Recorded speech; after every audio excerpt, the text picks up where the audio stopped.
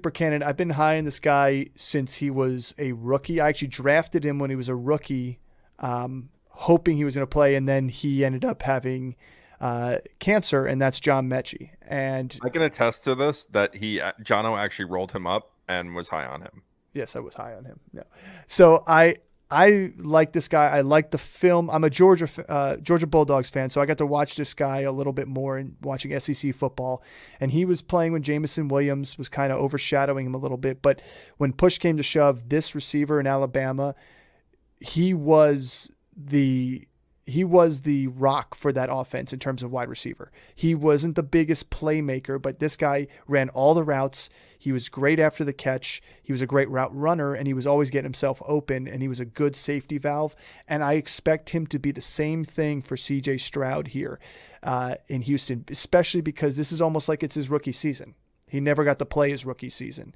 Not that Jameson Williams got to play that much either. But that being said, he's not the Jameson Williams blow the top off the coverage type receiver. This is going to be a guy that's more like Devonta Smith was, more like Jalen Waddle was in a way. And I like the talent. I like the athleticism, and people are honestly going to forget about him.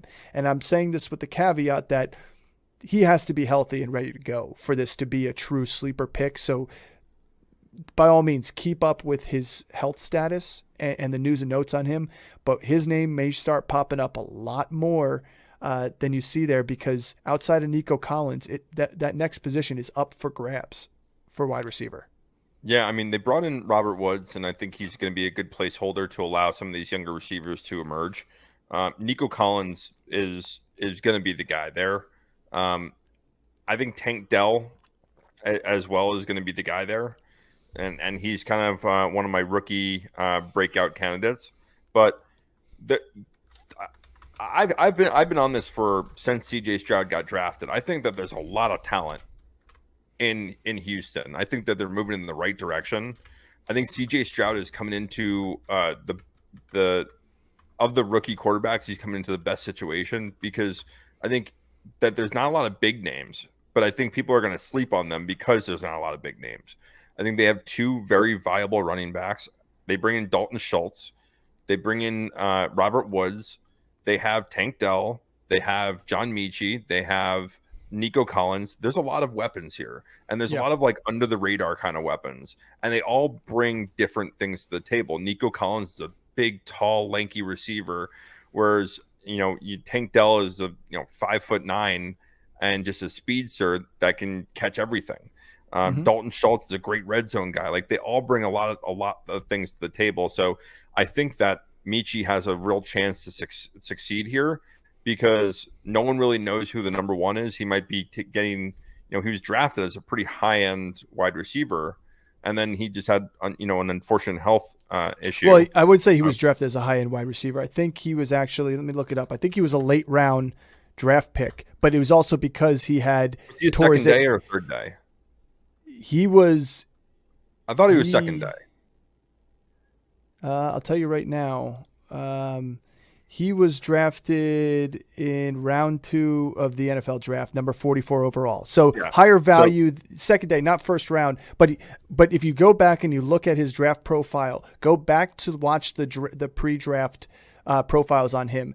If he did not injure his knee, because he injured it before Jameson Williams did in that game against Georgia in the championship game, John Metchie, his draft profile would have been much higher without that injury.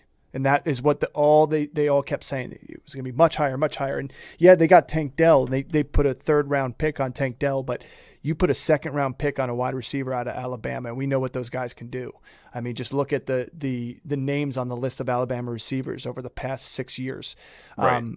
I just think the cream's going to rise to the top here. I think he's going to find his groove. He's going to find his rhythm. And again, with the caveat that he's healthy, he's going to find himself a starting role in this team.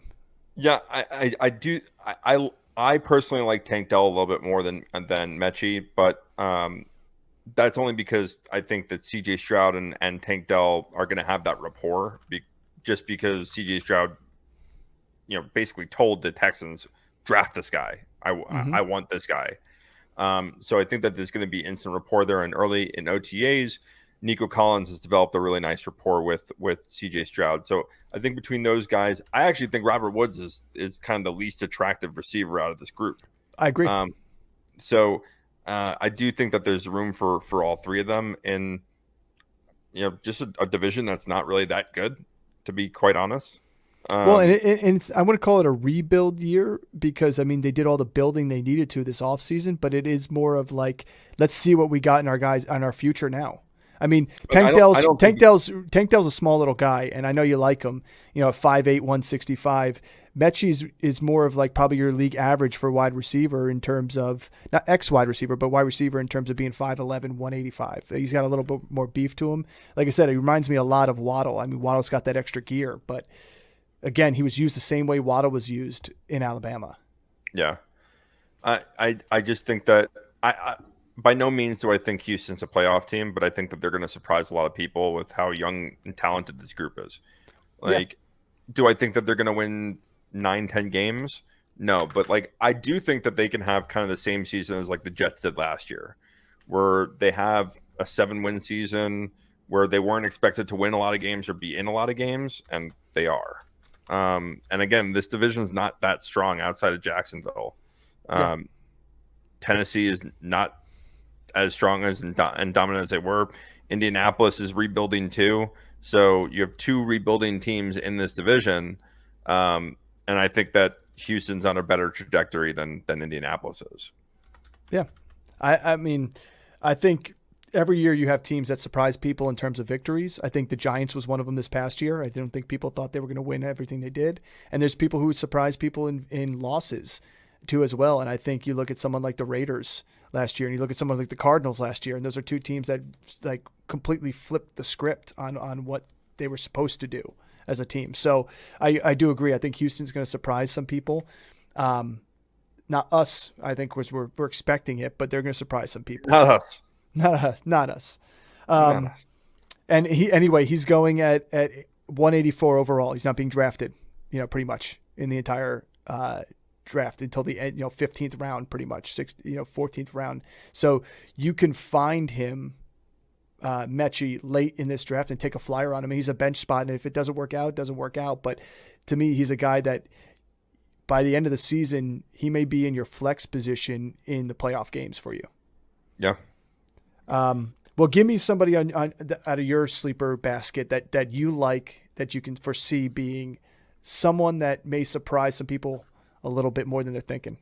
Well,